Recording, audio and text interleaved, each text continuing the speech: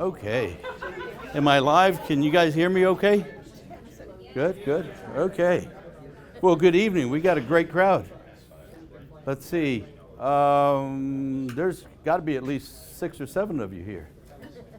All right. I am going to delay getting started just a couple of minutes. There's always that last person made it to the ladies or the men's room and then come in. So, in the meantime, anybody have any jokes? Come on, there's got to be. It's got to be joke in the room, right? That's my job? No. I've told all my jokes. Susan, you know all my jokes. I think. The ones that I can say in public. The one or two? You know what they call pallbearers in Oklahoma? What do they call pallbearers in Oklahoma? Karaoke's. That's a good one. That is a good one. That's a good one. Can I borrow that one? Yes. You Okay. may have it. I may have it? Gift it to you. You are so generous.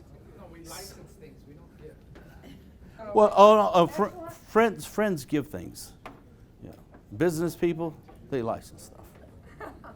All right, let me make sure we're good to go. And we are. All right, well, good evening, everybody. I am happy to see everybody here. Who's here for the first time? Suckers. Excellent, thank you. I think it's a pretty decent program, and hopefully when I finish, you guys will feel the same. The program is geared more for the folks that raise their hand. We've got a lot of people here who are very well acquainted with us. I just felt it would be important for people who have either recently come to know who we are and started investing with us, or who have never invested with us, or who don't really have a full grasp of what real estate investing in multifamily is. Okay, we'll from time to time ask some questions, and hopefully you won't be too embarrassed to raise your hand. So, of the new people here, how many have real estate investing experience already? Okay, good. Multifamily experience. Okay, a couple already. Excellent. And then for those of you who have not raised your hand, I'm going to assume every one of you are just full of multifamily investments, like Mr. Timo over here. Okay, folks, so the program is Multifamily 101, and it is for the purpose of giving you an overview. This is a basic understanding of multifamily investing. It's not an in-depth multifamily course, because if I were to do that, it would require me to at least 4 to 5 hours. And if there's enough interest, I will put a class together for the future that will go much more into depth than what we're going to go into. So today's going to be more of an overview, but you will come away with some pretty good understanding and some meat, not just some of the fat. Okay, so let's get started here. So announcements, when I put this slide together, I did not have any announcements to make, because we're not rolling out a property just yet, although we are working on something. One of the announcements I will make is that the Crossing, which is our latest offering, who's in there, by the way? Who's in the Crossing? Okay, we've got quite a few. It is now fully subscribed, so I have had to put people on a waiting list and pretty much turn them away, given that the people that I have on the waiting list, there would not be that many that would fall out. So we're pretty much fully subscribed. It was well received. So thank you for those who have subscribed, and I appreciate as always, the investment and the support that you show us here at DGRE and the team. As far as the Brian, you guys know Brian Holly. He always has this, well, for those of you who are new, you don't, but Brian Holly, who is president of Darkcore Management, our management company, he always has, did you know? Well, sorry to disappoint you, I don't have a did you know. So I'm going to move along, because this is going to be a little bit of a longer program, and it's going to be a single subject night. And then we'll finish with some Q&A. So if you can, let's try to keep the questions to a minimum throughout the program, so I can move along, but if I am going a little too fast, then you can say, can you kind of repeat that or slow down? So who is Julian? Hey, I'm sorry. Can you turn up the volume just a tad? Hold on, maybe it's not the volume, maybe it's the microphone. Can you hear me a little better now? Okay, so let's see if that helps. Okay, can you hear me better now? Yes. All right, excellent. So I have been in the real estate business for a little over 30 years, and I got into the business because my parents, who were just your average blue-collar family, were offered two family properties to buy from a lady that we knew that I used to cut the grass for them.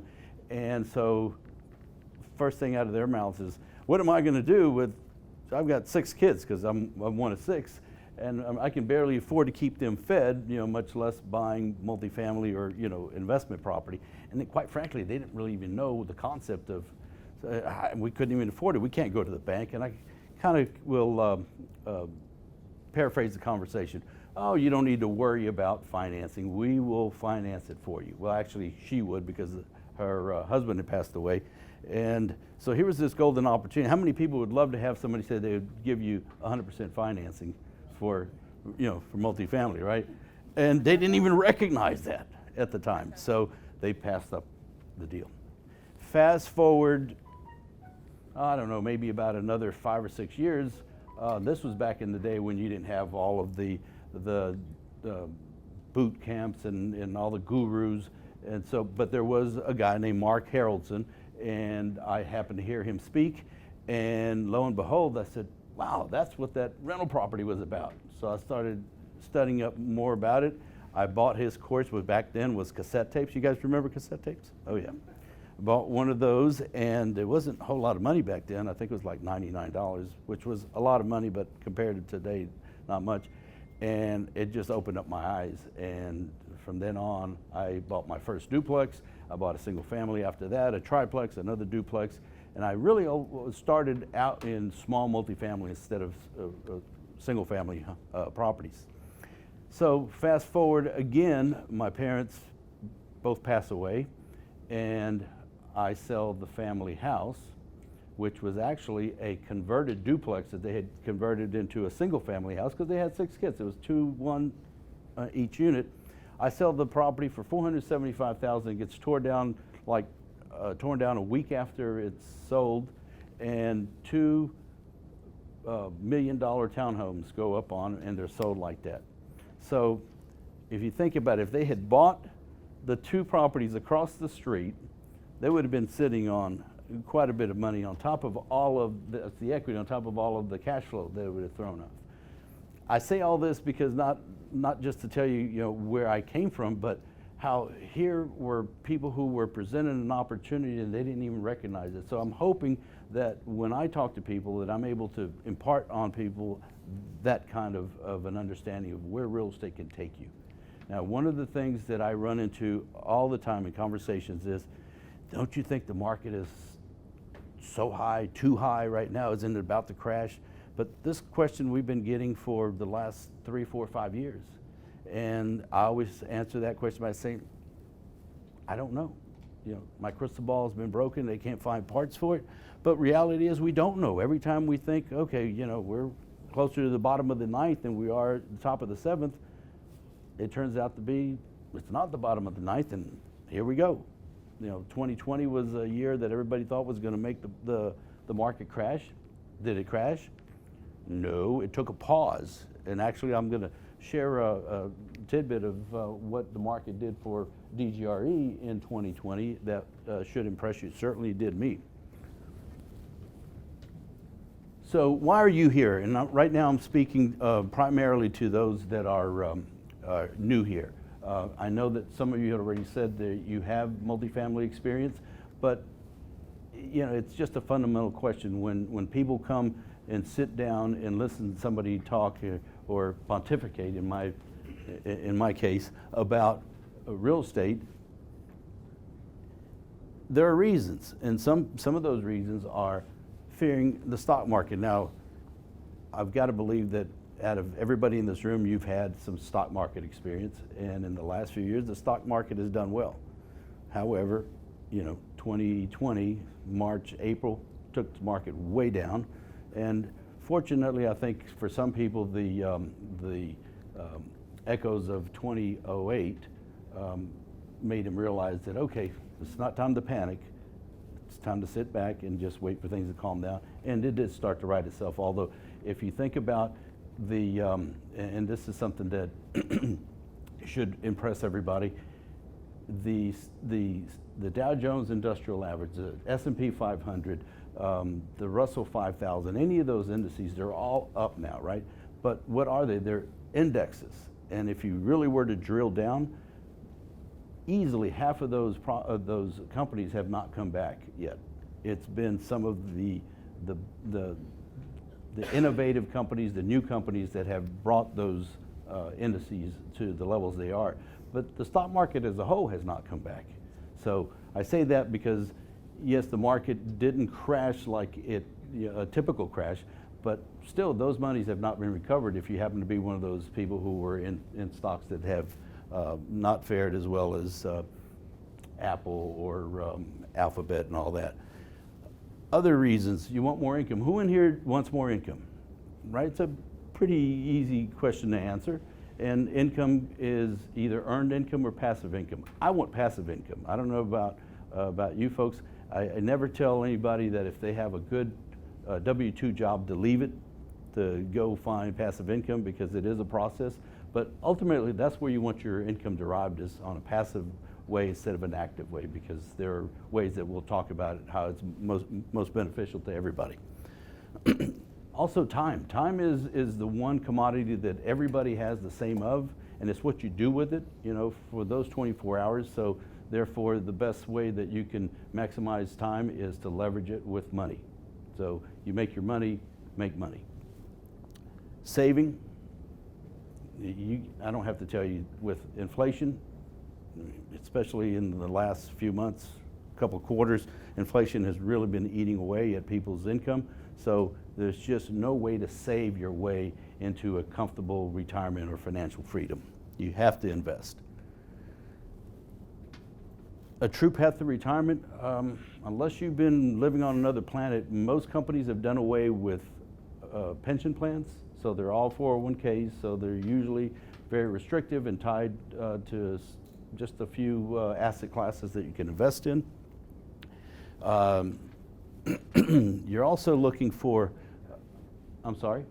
I said I'm on the work it till you die plan right You're on the work it till you die plan? Okay, so that I put that up there for Thank you. for you. Too kind. Yeah. The work it till you die is, it almost sounds like a flip statement, but it's true. I mean, if you hear anybody that is on the financial networks talking, 65 used to be the retirement age. It's no longer 65. It's 70, 75. And sometimes after that, you still got to go get a part-time job because your company has already laid you off or forced you to retire. So yeah, that comes into play. Financial legacy for your kids. Okay, some people don't like their kids. That's fact, right? And I'm not being funny.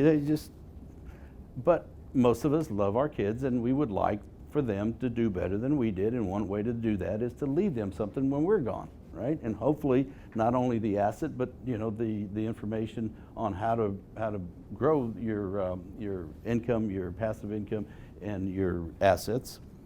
You're tired of paying too much in taxes. Who in here pays not enough taxes? Right? You pay no taxes? Excellent. You're unemployed then. Right?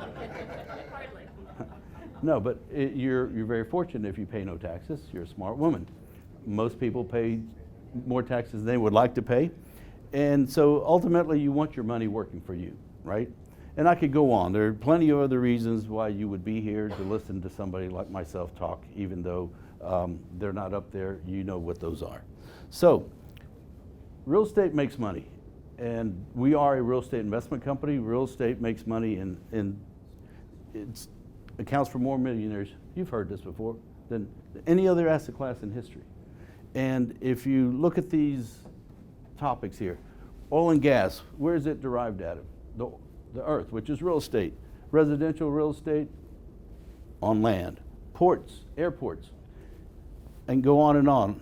Mining, commercial, sports, stadiums, gaming, Las Vegas, all extremely valuable real estate, but it is real estate. Now, the simple fact that it's real estate doesn't necessarily mean it's a good investment. So location, location, location. You've heard that before, right? That's where you make your money, is buying at the right price in the right locations. So, recognizing that that's the best way for anyone to achieve financial freedom and to gain wealth, our methods do just that. Our methods produce cash flow, which who in here doesn't want cash flow? No hands go up, that means everybody does. It's what we call mailbox money. Tax-free or deferred income. It's tax-free because, and again, I'm speaking to the folks that may not be fully aware of the tax benefits, but it's tax-free because in most cases, the IRS tax code shelters a lot of your income through depreciation and write-offs for direct expenses to running and operating real estate.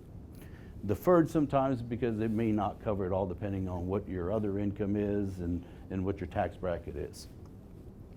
Equity capture, well, equity capture is done when you buy a property. And this is where, if you've ever heard the term, you make your money when you buy, this is where equity capture is, meaning you find the best deal in the marketplace. And this is one thing that I always talk to people about is, let's put it in the sports analogy. You get to Cooperstown, which is the Baseball Hall of Fame, batting, what is it, 300 or 330, right? They're not all home runs. What I say is you buy the best deal that you can buy at the given time that you're buying. And you continuously do that, and then you average out, you dollar cost average, and that's how you get a good deal at the time you buy. Well, that's called equity capture. You find a deal that is the best one that you can find, knowing that you can do something with it. Appreciation, well, the market appreciates. All you have to do is turn on the radio, open up a newspaper, or listen to the talking heads on the financial shows, and you'll hear how much real estate has appreciated, particularly in the last few quarters. There's a couple of counties and areas of counties in the DFW area that have gone up as much as 25% year to date. Think about that, 25% year to date. So the market alone appreciates. Of course, none of this means anything unless you have a vested interest, so you own the property. Forced appreciation. Well, the forced appreciation is what we do when we buy a property with a game plan, and we have a strategy to invest capital, both into acquiring the property, but also in fixing up the asset, fixing up the property, and thereby raising the value of the property and raising the income of the property because you've improved it. So that's forced appreciation. Equity buildup, well, when the tenants are making the rents on time, you're paying your debt service to the lender. Now, in the early years, it's a small reduction of that principal, but over time, that principal gets reduced. So it's another way to add to your to the equity. And the tenants are doing this, as I said. And then leverage. Leverage comes from being able to borrow money from a lender at a good rate with good terms by having as much of as small of a down payment as you could possibly get. Used to be the agency debt would be agency is Fannie Mae, Freddie Mac. We could get up to 80%. Well, these days they're not doing that. They're coming down to as little as 65%. Now there are some other loan programs out there that can get us more leverage, but basically the concept is the more you can borrow, the more you can buy. So therefore, leverage is something that is paramount in real estate investing that you can't really do in other asset classes. You can do it somewhat in the stock market, but you're just borrowing on margin and it doesn't even compare to what we can do in real estate. So let's talk about Darwin German Real Estate Investments. Okay, Darwin German Real Estate Investments is named after our founder, Darwin German. Darwin German started in the real estate business over 30 years as well. And the fact that kind of makes me upset sometimes to think that he had such great success when I was there one time, his age, and he just blew right past what I had done. And I thought I had done pretty well. But he started in '89. By '94, he was already controlling over 5,000 units. That's pretty impressive. I'm sorry, at any time of history. Now, the portfolio has grown to owning properties throughout the Southwest. We got Texas, California, Hawaii. So the man I've known him for probably about 12 years now, probably one of the sharpest guys I know. And I don't say this because, I happen to work with him and for him. I say that because I truly admire his business acumen. He's made me personally a lot of money, and I have the utmost respect for his business acumen. And I think if I had to peg not the exact, but an approximate number, about 60% of all the deals that we do are repeat investors. And so if that doesn't speak volumes of the confidence they have in his ability and his track record, I don't know what does.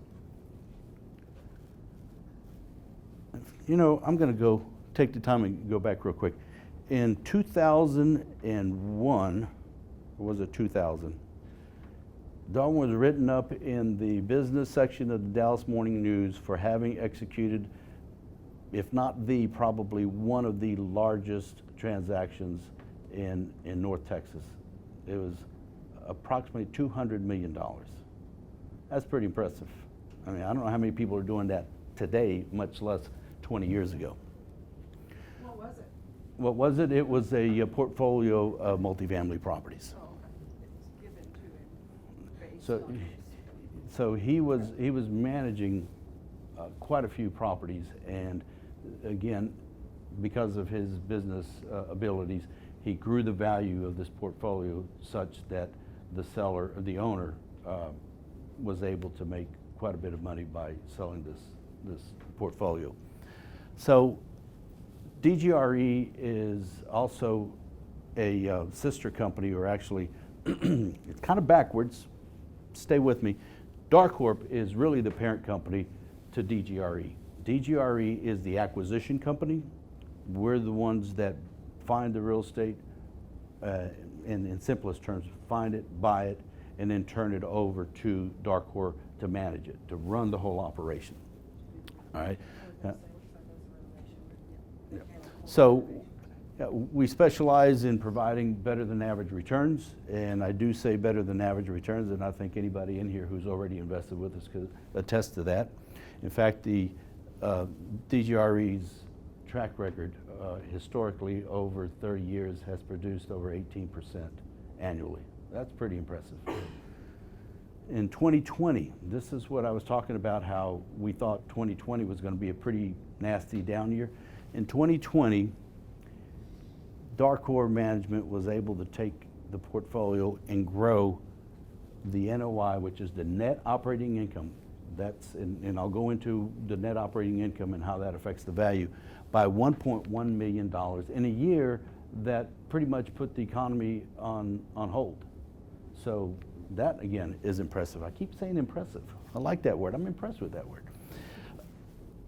That resulted in a 20% increase in the value of the portfolio. And again, a year that was supposed to be just terrible. And then on top of that, distributed $3.5 million back to the investors in 2020. That's pretty good. So this group of fine-looking young gentlemen is Darcorp and DGRE, with the exception of Darwin, since he was already given a big picture. So Brian Hawley, who's another gentleman I have some of the utmost respect for, this guy is responsible for running the portfolio. So we buy it and turn it over to him, and he's the guy that eats, sleeps, and drinks real estate, and he's the reason why the properties produce what they do. We have an in-house controller, Dillard Stone. Mo, he is our marketing and IT person. This handsome man right here is, I'm the Director of Investor Relations. I'm an analyst and in-house broker. Jeremy Walcott, how many people know Jeremy? Jeremy happened to be speaker last month at our last month's program. Jeremy retired and is now living in Mexico on the beach. He doesn't literally live on the beach, but he spends a lot of his time on the beach, and he's only, I think he turns 40 this year, retired through real estate. Again, pretty impressive, isn't it? And then Garrett, who is on our investor relations program, he's back there doing like this.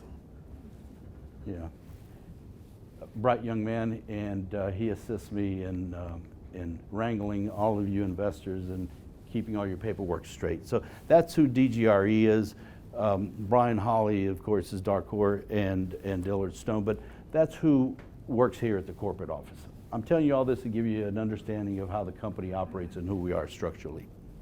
So now I'm going to start talking about real estate specifically, and we only do multifamily here at DGRE. With the exception of this building, we bought this building last year, March of last year. We don't do single family houses. Now we individually do some of our own investing, and opportunities come up and we'll take advantage of them. But corporately, we only do multifamily real estate. And the distinction is that with single family investments, and a lot of you probably have done some and will continue to do, you can make good money in real estate, single family real estate.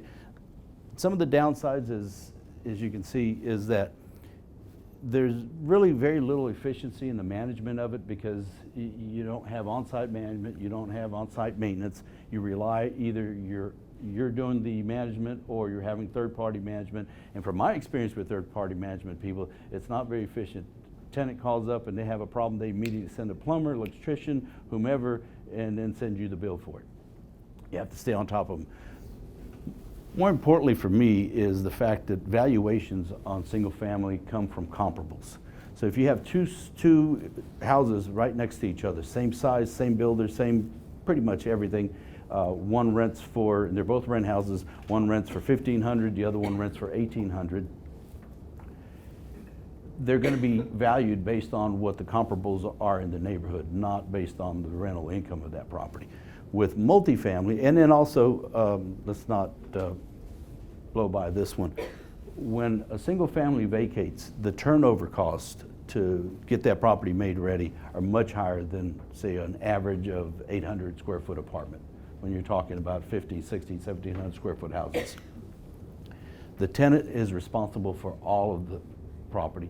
The grass. When I owned rental houses, I hated hearing somebody call me up about a house that I had vacant, when I'd ask, because there are ways to get around questions. Oh, well, where are you living now? Oh, well, we're over at the XYZ apartments. Immediately I go, oh no. Why? These people don't own a rake, a hose, a lawnmower. They've never cleaned gutters. And so, but when you turn the keys over to them, it's their house. And invariably, I found this out when they did that, and you'd find out 2, 3, 4 months later, they weren't taking care of the place because they didn't know how or didn't have the resources to do it. Multifamily, on the other hand, I love multifamily. Valuations come from the net operating income. Anybody here does not know what net operating income is? Good. I'll tell you. Net operating income is the money that's left over after you've taken all your income and you've deducted all of your expenses. That's what's left over to pay the debt service. Then once the debt service is paid, what's left over is cash flow to do with, either distributed back to the investors or yourself if you happen to be an individual owner. But the net operating income is what values the property with apartments. Same concept. Two properties right next to each other. This time they're apartment properties. Same age, roughly same size in terms of units, average size apartment, and one is being operated much better, and say the net operating income is $200,000 higher than the one next door. The property value is going to be infinitely higher because the income, and it's not because of the comparables.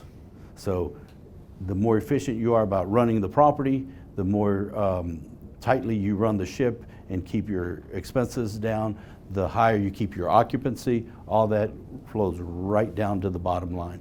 And for every dollar that you make in income in apartments, it is approximately 14 times that, actually a little more than that, in value to the property. That's pretty significant. Tenants, they're only responsible for the apartment they rent. They're not responsible for the rest of the property. You have on-site management, on-site maintenance, so somebody that is taking their phone calls when there's an issue for maintenance, someone who's taking the calls when there's someone looking to rent, someone who is there 6 days a week, where with a rent house you don't have that. And all of these costs are already baked into the overall business plan. So therefore, it's not, oh yeah, well you got to pay these people. Yeah, we got to pay these people, but it's already in the mix. And then economies of scale. When you've got 1, 2 rent houses, there really is no economies of scale, even if you've got 5 or 6. When you've got 100, 150, 200 units, you buy things in bulk. You buy paint by the hundreds of gallons, you don't buy it by 3 or 4 gallons. You have parts for hundreds of components, whether it's light switches, light fixtures, heating elements on stoves. So that's what I'm talking about, economies of scale. There are a lot of things that you can do that make it much more efficient to run a property when you've got an apartment property versus a single rent house. And you usually have a shop and a storage facility where you definitely don't have that at a rent house. So with all that in mind, this is what DGRE is focused on, is buying apartment properties. This is a property we just closed on in May, and it's Class A. It's in Carrollton. Anybody know where Carrollton, Frankfurt Road, and close to 35 is? It's right across from the DART rail station. The property was bought this year, built in 2020. 202 units. It has garages, it has carports, it also has storage lockers for our tenants. We have a projected annual rate of return of 28.7 over a 5-year hold period. Again, I'll use the word pretty impressive. This is what we are focused on these days. We are shifting away from the older properties because if anything we learned from the pandemic, and I'm sure you have heard about all the eviction moratoria where people could stay there and didn't have to pay the rent. Well, a lot of that was because they had lost their jobs. Either their whole job or their pay got cut way back. Well, what we found was that on C-class and workforce housing, these people were the butcher, the baker, the candlestick maker. They were the people that worked in the landscaping businesses, the restaurants. They couldn't zoom in. Newer properties had a different type of, or I won't say class, a different type of tenant, and that's why we have shifted our focus from C-class and lower B-class over to higher B and A-class properties, because these properties we saw that we didn't get hit anything like we did on the C-class property. Everybody getting all this? I know I'm going kind of fast, but is there anything that somebody wants to, I'll give you a chance to ask a question or two? No? Good. All right, so there are 2 ways to invest. And you guys are here, I would say most of you are because you are passive investors, but there are 2 ways to invest, and it's either active or it's passive. Actively as an independent owner, or we say an independent rental owner, and that can be accomplished as an individual or with your family or with a partner, but basically you're the owner of the property. Or you can be a syndicator or a sponsor is what we call it, and that's what Darwin is, and that's what DGRE is. We are syndicators, we locate these assets, we find the deal, and then we offer it to our investor partners, and they invest, and collectively we're able to buy a much larger property than any individual, well not any, but most individuals would be able to do on their own.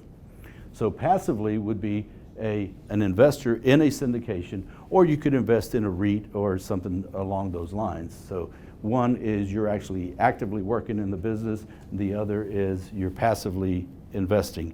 And I don't know about you guys, but I like passive. I don't like having to deal with tenants. You know, the tenants, taxes, and toilets comments you've heard before. I don't like doing that, so I highly recommend this. All right, so what do we invest in? We invest in two types of properties. It's either value-added property or a yield property. Value-added property requires usually upgrades and repairs. Vacancy levels tend to be higher because they haven't been taken care of as nicely as newer properties or someone who really has been watching their business. Generally, the management is compromised. It's not run properly. And remember I said about Darcourt Management and Brian Holly, that's where the rubber meets the road. If the property isn't managed correctly, it's like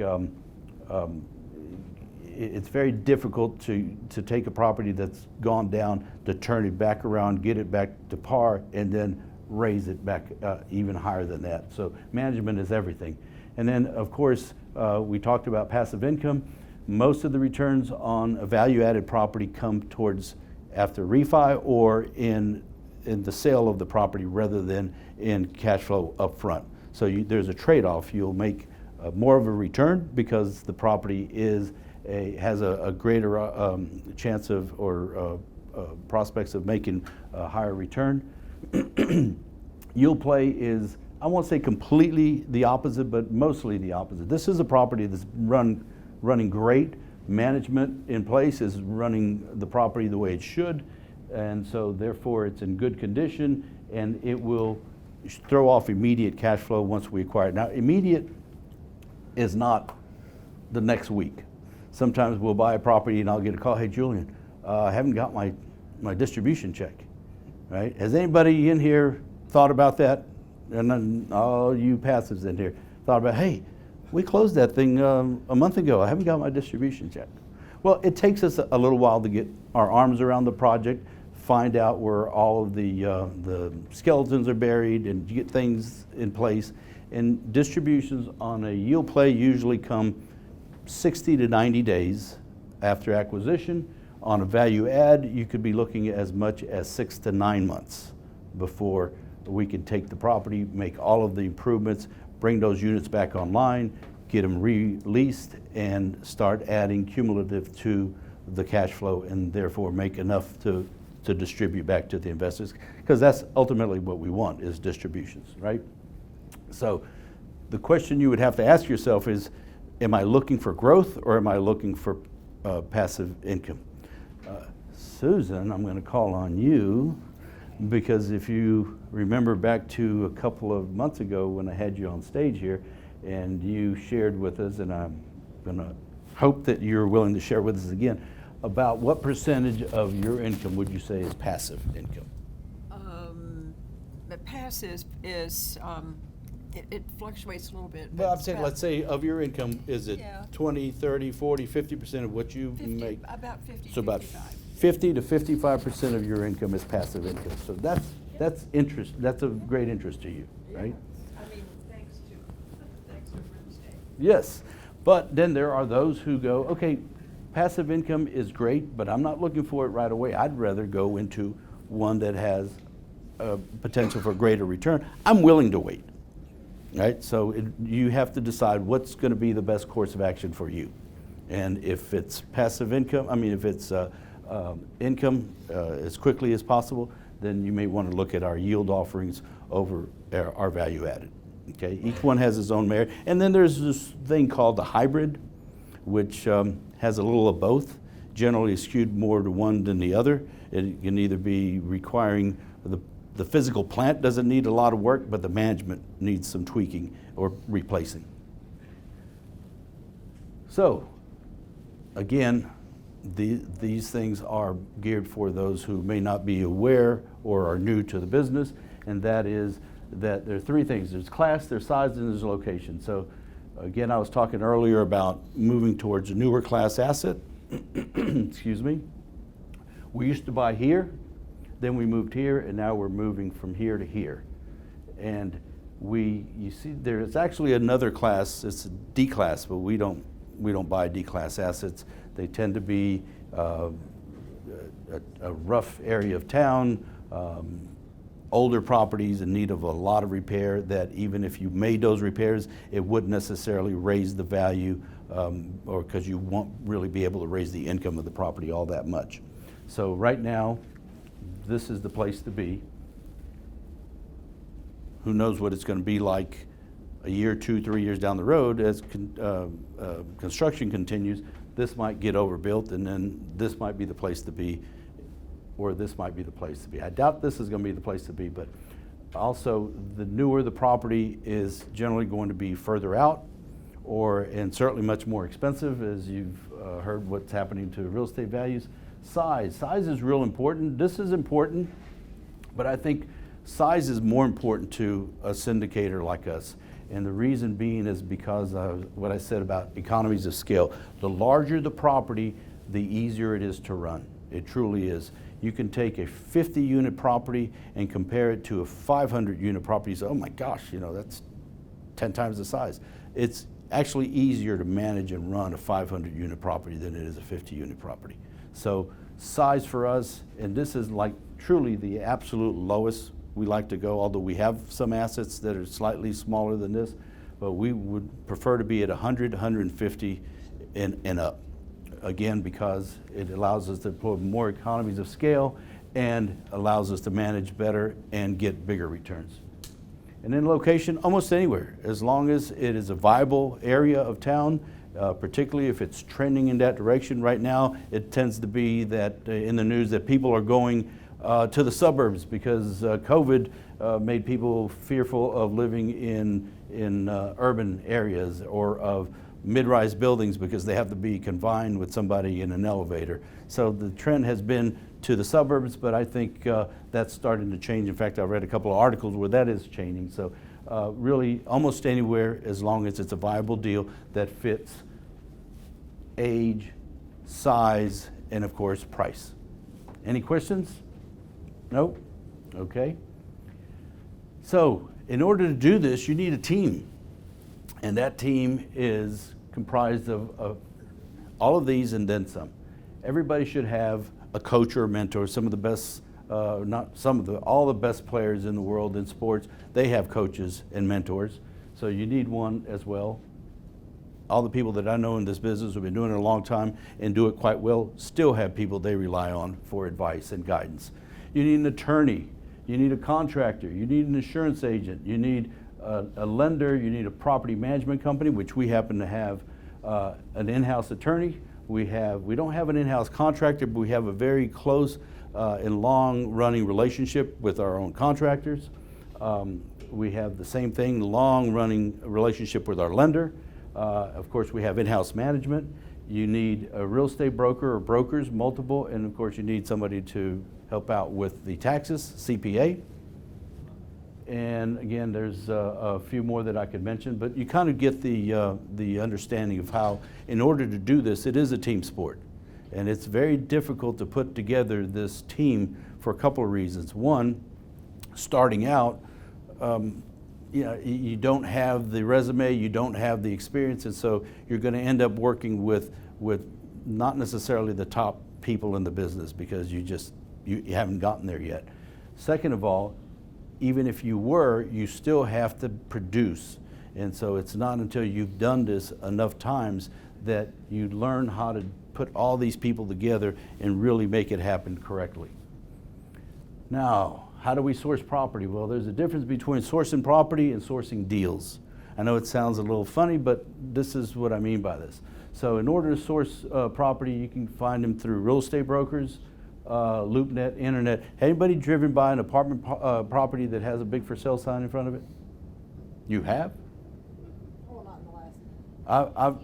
I've been in this business long. I've never seen a for sale sign in front of an apartment building. You might see them on office buildings, maybe even some strip centers, but never on an apartment property. One of the reasons is you don't want your tenants to get scared. Oh, they're selling, but you just don't. So the source of real estate usually comes from real estate brokers, or is being marketed through the internet on Loop. Everybody heard of the MLS in real estate? Well, LoopNet is the MLS of commercial real estate. Not exactly an apples to apples comparison, but it is an expensive platform that you have to have a license to be on, which I happen to be, I have to have a license for, but it'll cost you $1,500 to $1,800 a month to have access to this information. And then just the internet, whether it's brokers advertising on the internet or even sometimes auction companies, but basically that's one way of sourcing property. Sourcing deals, on the other hand, is a completely different approach. Yes, it'll be real estate brokers, it can be property management companies, and it can be sellers. And let me explain to you. Real estate brokers want to work with people who can close, people who have a reputation of being good operators, people that they can go to their seller and say, Mr. Seller, I've got an offer from DGRE or Darwin, German, and I've done business with them in the past, and they're top notch. They say what they're they do what they say. They have never backed out on a deal. They're honest people to work with, and it's much easier for them to take that to their seller than to say, well, Mr. Seller, I got an offer from Joe Blow, but frankly, I don't know Joe. Never done business with them. They're from out of state, they're from out of town, or even if they're local, I've just never done any business with them, so I can't vouch for them. So real estate brokers, when they know that you have all those qualities, will very readily pick up the phone and say, hey, Julian, I got a deal coming out next week, next month. I want to give you a heads up on it. And so that's what I'm talking about, sourcing deals. And generally those deals, those calls turn into deals. Not always. Property management companies. They're property management companies. We know the owners of property management companies. They have information from their sellers that they know this property is going to come up for sale. Again, hey, they'll make a call to whom? To the mover, the shaker, the guy that has the reputation. Sellers, sometimes we bought three properties in the last 6 months directly from the seller. And we were working on a property that we ended up not getting directly from the seller. Again, because they're calling us instead of us seeking them out. Excuse me. And so basically what it comes down to is reputation is everything. So to get a deal is what everybody's looking for, and that's how we make money. Buying real estate, you can't throw a dead cat without hitting a piece of property that's for sale these days. Finding a real estate, a real deal in this market, that's a different story. And so that's what you get with DGRE. And this is not a commercial so much about DGRE, it's just fact that when you have that reputation in the market and people have done business with you in the past, they'll pick up the phone and they'll call us. Anybody heard of brrr, it's cold in here? No? Okay, well if you have, basically it means you buy it, you rebrand it, you renovate it, you reposition it, you refinance it, and then you repeat. And that's what we do here. We buy it, again it's a deal, we rebrand it. A lot of times we just change the name because the property has had a bad reputation in the marketplace. You know, people these days, they use the internet, they Google, they do a Google search on the property. Ooh, I don't want to live there. So one of the ways that we get around that, it's not 100% proof, is to rebrand the property. Then of course we start to execute the game plan of improving the property, making all the capital improvements that we do. That's the renovation. We reposition the property by moving it from where it was to where it needs to be, whether we change the tenant base from one demographic to another, whether it's more of a housing to market rent. Then when we've done these things and we have raised the NOI, we've raised the value, then we go back to the lender and say, Mr. and Ms. Lender, I would like to refinance this loan, and therefore we are able to take cash out of the property because we've raised that value. We pay off the initial loan, and the balance we redistribute back to our investors. And our average time to do this is anywhere between 16, 18 months to 24 months. And that's pretty standard for us. In fact, the crossing that I mentioned that we just closed the funding on, we have a projection for a refinance of 40% in 24 months. So, example, somebody puts in 100,000, they're going to get projected 40,000 of that 100,000 back in less than 2 years.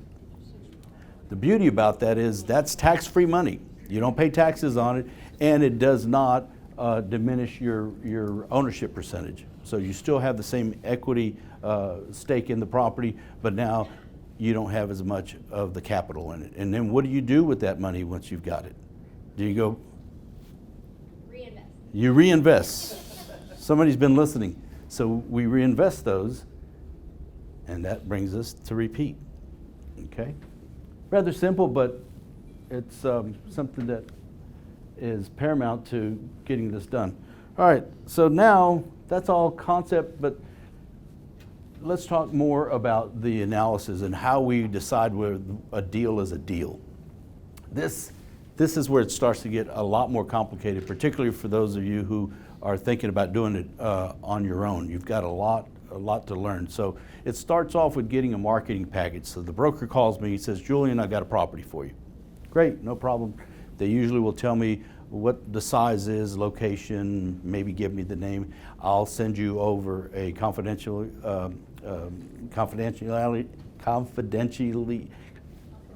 a CA, yes, to sign, right? So it's a non-compete, not disclose.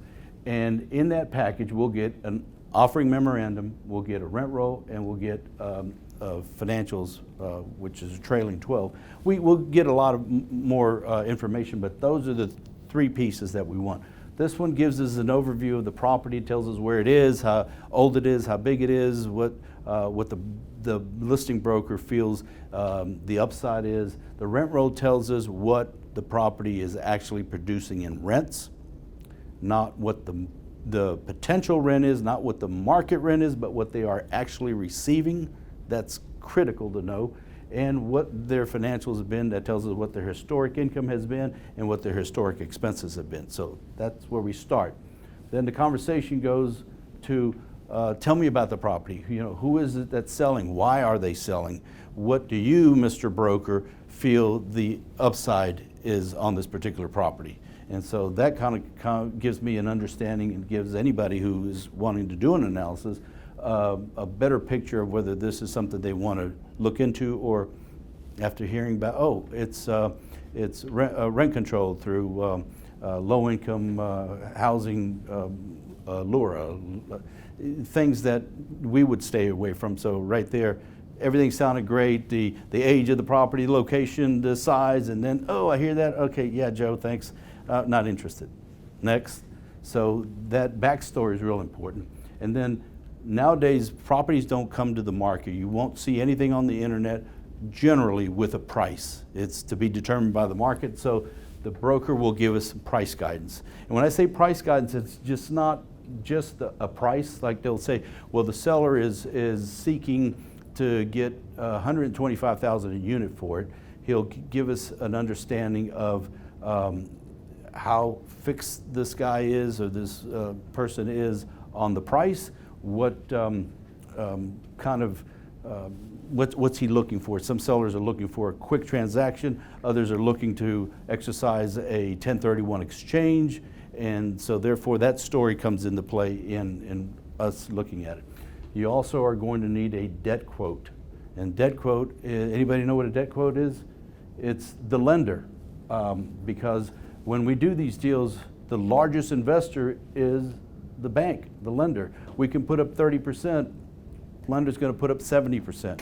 So the lender is going to quote the debt on that specific property, and not always will they be able to give you a really hard quote, because until you put a business plan in front of them, they won't fix that debt quote, but it gives us an understanding of where the leverage is going to be. Remember, I was talking about leverage is what the least amount of money we can put into the deal will get us the biggest return. So therefore, if the debt quote comes in at a pretty low leverage, the deal isn't going to be all that good. We can probably make it up in other areas, but we definitely want to start with a good debt quote.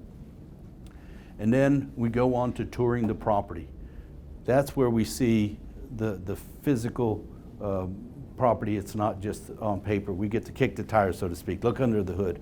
We get to go to the property with the the seller's representative, and what we like to do when we go to our property is we'll take our contractor with us, we take our property management company with us, we take our lender with us, and we just go through the property. Everybody puts their input into the conversation, and we come away with a much better understanding of this property and what we might be able to do with it. What do we walk away with? We walk away with a good understanding of what the CapEx or the capital expenditures that need to be made on that property, what needs to be improved, fixed, and then we also see upside. All right, we see deficiencies that could be improved that could make the income go higher. We could see areas that we could put a dog park in or improve the amenities. So those kind of things are we call upside. Washer dryer hookups in the units. If we provide the washer and dryer and charge the tenant back for that, that's upside. So all of these things we're able to identify when we physically walk the property. Then this is very important as well, because we need to know if we do all of these things, what can we get in rent? What's the probability of us getting the rent that we need? And the only way to know that is what the rent comps are. We derive those from that program that I mentioned, CoStar, but it's also, you know, that garbage in, garbage out, so sometimes the information is not as accurate. Truly, the best way is to shop the property, shop the competition. So either you do it or our property management people do. They go to each property that we deem to be competition, and we talk to their on-site people. We find out what their rents are. We find out what their occupancy is. Currently, today, when we're looking at it, not some static statistic on or a number on a website. And then that's all put together, and then we have to put that up against what our targeted returns are, okay? Our targeted returns historically are going to be, or not historically, what we shoot for in just about everything that we do is anywhere between 15, 16 to 17% annualized. And so after we put all this together and we know where our income can be taken, that'll let us know, but combined with how much we have to pay for the property and what the debt is going to be, whether we'll be able to hit those returns. So you see how complicated it can be and how involved it can be. And this is something that takes years to learn. Of course, you could always find somebody that can teach you, and it will flatten out the learning curve for you. But like me, it took me a long time to understand it. Darwin would tell you the same thing. And it's like trying to teach somebody how to swim in a classroom. You can tell them until they jump in the pool. There's no comparison, right? So capturing the deal is something that's everything, right? You can do all your analysis. You go, I really want to buy that property, but you got to capture it in order for it to be a deal. A deal that you didn't capture is not a deal. It's somebody else's deal, okay? And so the way to do that, as I like to call it, is you got to be the most attractive one at the dance. That's the one that's going to get courted. That's the one that's going to get the attention. And so how do you become the most attractive at the dance? Highest price has its role. Not always, it's not the most important thing, but it's a good starting point. Terms, okay? You've got to be able to offer good terms, which means a seller wants diametrically opposed things than a buyer. Seller wants the shortest escrow period, the highest price, the most earnest money, the least amount of conditions in a contract. A buyer wants the lowest price he or she can get, the longest escrow period, the most outs of a contract, most contingencies. So you've got to be able to offer the best terms, particularly in a market like we're in now. We are in a seller's market like I've never seen. The market's white hot. Earnest money. Earnest money is right now one of the biggest things, because that's what's going to hold your feet to the fire from the seller standpoint. And nowadays, I don't know of too many deals if any, that are being done without hard earnest money, meaning you put up your earnest money and the day you put it up, it becomes hard, non-refundable, it's gone. If you don't close, it's gone, all right? So that is one of the strongest things that the seller will look at. Earnest money is the amount, and the refundability is what just about every seller and broker is going to be looking for. But you also comes back to the references, who you are. A seller's going to want to know through their broker, do you know this guy? Do you know this buyer? Do you know this gal? Do you know what kind of business people they are? What kind of reputation they have in the market? Well, that's where your references come from. If they don't know you, it certainly helps to have your lender have a conversation with them. Your management company, have a conversation with them. Anybody that can give you a good reference and kind of bolster your position in the running, that's going to help you tremendously. To be a closer ultimately is everything. Being a closer means you do close. You do what you say you're going to do, and you don't have false starts. In this market, a seller losing a few weeks of marketing time because they're tied up in a contract with somebody who doesn't close, they can lose hundreds of thousands of dollars. So they want to know that if they go with you, you're going to close, that you're a closer. And that's what we do. When we go to an offer situation, which is called a letter of intent, they know us already. 9 times out of 10, the brokers that we deal with, they know who we are. They know our reputation. They know that we'll close. They know what we've done in the past and what we're capable of doing for that particular deal. So that reputation is everything to capturing that deal. This is a deal. Give you an example. Earlier I gave you an example of one we just bought. This is one we just sold. We sold this one in May. This property was purchased just about a couple of days shy of 5 years from the date of sale, and we returned almost $12 million to the investors at closing. That's pretty impressive. I keep saying impressive. It's pretty impressive. Who's in the room here that can tell me, I don't see anybody in the room who could tell me that how much.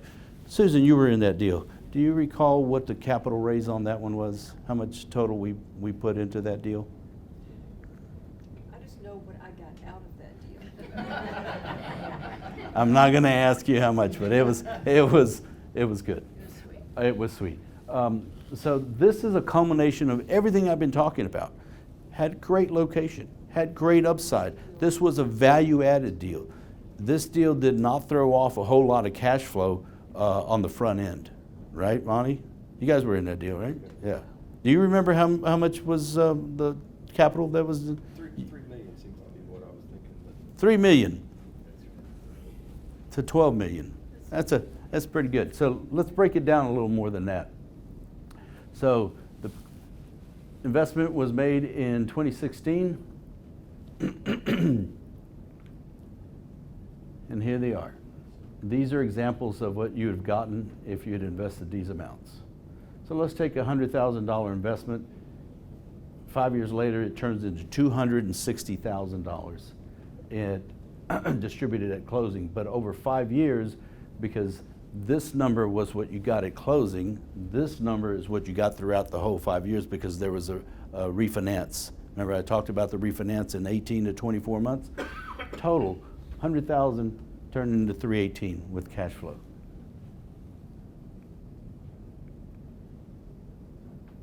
So let's look at what a $100,000 investment would have done in CDs over 5 years. 100,000 would have turned into 105,000. Stock market averaged 12.1% annual rate of return for a total of 61% total return on investment. Gold, 72%. And Villa Creek, 218%. That's why we do real estate, guys. This is how real estate makes you money and creates wealth and creates all those things that we talk about, legacy for your children, and changes your life, basically, is what it'll do. Wouldn't say that it's going to necessarily put you on the beach tomorrow, like it did Jeremy, but it certainly has the potential for doing that. So some final thoughts for you is how multifamily investing will attain your financial goals. So I hope that it's kind of been easy for you to understand that. If it isn't, raise your hand and maybe I can kind of backfill a little bit. And so that's for those of you who are new to us, that you raised your hand earlier. For the current investors, what I would like for you to understand, because I know I talk to investors all the time, that they are referred to us by friends and family, and they see the projected returns, and they get excited and they get in our deals. But I want somebody to understand how we get there. I want somebody to, when they see our spreadsheet with our projected returns, that they can ask, oh, wait a minute. So Julian said that you improve the property by doing capital improvements and changes to the property. So let's see, you have a budget of what, and what are you going to do with these? So in other words, it makes you a more educated investor, and a more educated investor makes for a more successful investor. So Q&A time. Quick question. Yes, Where Jimmy. was the Villa Creek? Where was that? Where? Yeah. It is, not was, it's still there. Okay. It's on the, it's right off the corner or intersection of LBJ and Webb Chapel. Okay. So North Dallas. Great location. It was a great location. It was a great location. It was a dump in the beginning. But what? It was a dump in the beginning. Hey, but dumps, it's just money. It was gonna be bulldozed. It was gonna be bulldozed. It Yeah. was on the list, Farmers Branch, they were gonna Yep. trash it. Yeah, and yet it could still be trashed because the land is quite valuable. Very valuable. Very valuable, but look at all the money that was made by making some capital improvements, some changing in management, and owning it for a 5-year period of time. It changed the quality of life for the tenants. You remember the little families, little children who Mhm. were playing there on that terrible land? And Darwin put a playground in, he put an after-school program in the lobby. Mhm. Made a tremendous change in the quality of Yeah. life for those So tenants. what Susan said, it not only made money for the investors, but it changed the quality of life for the tenants as well. Those of you who have known me for longer than a few months, you'll hear me say this, and you'll hear me say it often. I'm not in the real estate business, I'm in the people business. I happen to work in real estate, and that's exactly what I'm talking about. It's people that own real estate, people that sell it, people that buy it, people that lend on it, people that insure it, people that rent it. And so for their rent, we improve their lives by not only giving them a better place to live, but a better environment to live in, because a lot of the management and ownership in these properties, they don't care all that much about the tenant. They run these properties like an ATM machine, and they just take the money out. They don't really care about the tenant. And so, yeah, it's a good point. Thank you. Yes, sir. What's my risk? What's your risk? Okay, well, the risk, first let me say this. Yes. Tornado. I think Mike's asking me about financial risk, right? Yeah. Okay. Well, you know, the basic risk to investing in real estate is the same as what is the risk in the stock market. Are you invested in the stock market? Yes. Okay. Would you agree that there's risk in the stock market? Absolutely. Yeah. So there's risk pretty much in everything. When I get on George Bush to head home tonight, I'm going to take risk I on. guess what I'm getting at is,